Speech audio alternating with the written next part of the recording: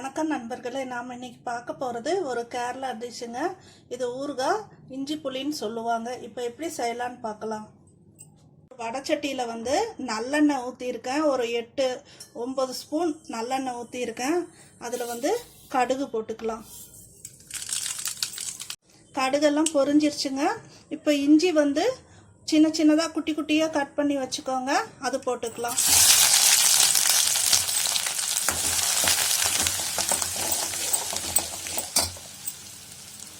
அப்புறமா கொஞ்சம் கருவேப்பிலை.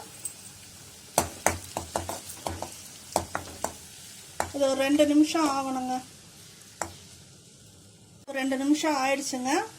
பச்சை மிளகா ஒரு 5 பச்சை மிளகா மிக்சியில் போட்டு அரைச்சி வச்சுருக்குறேங்க. நைஸாக அரைக்கக்கூடாது, கொஞ்சம் இந்த மாதிரி தரன்னு அரைச்சிக்கணும். அதுவும் போட்டுக்கலாங்க.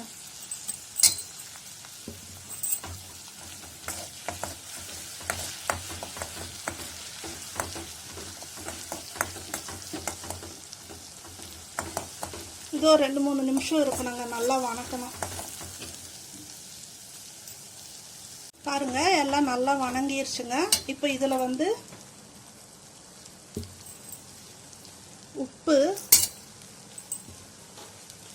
கொஞ்சமாக வெல்லம், அப்புறமா மிளகாத்தூள் ஒரு 2 ஸ்பூன்,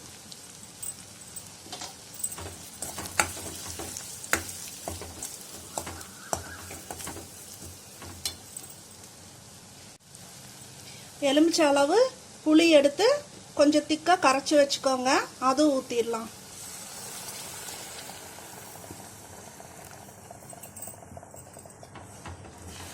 இது நல்லா இப்போ பச்சை வாசம் போய் நல்லா கெட்டியாகணுங்க. பாருங்க, நல்லா கொதிச்சு பச்சை வாசம் எல்லாம் போயிடுச்சு, கெட்டி ஆயிடுச்சு. பாருங்க, அங்கே எண்ணெய் எல்லாம் மேலே மதங்குது. பாருங்க, இந்த பதத்துக்கு இருந்தால் போதுங்க. இப்போ ஆஃப் பண்ணுறதுக்கு முன்னாடி கொஞ்சமாக பெருங்காயத்தூள்,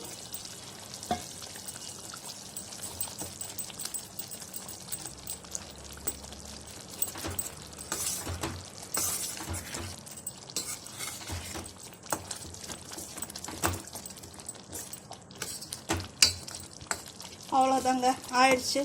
ஆஃப் பண்ணிடலாம். இப்போ இஞ்சி புளி ரெடி ஆகிடுச்சுங்க.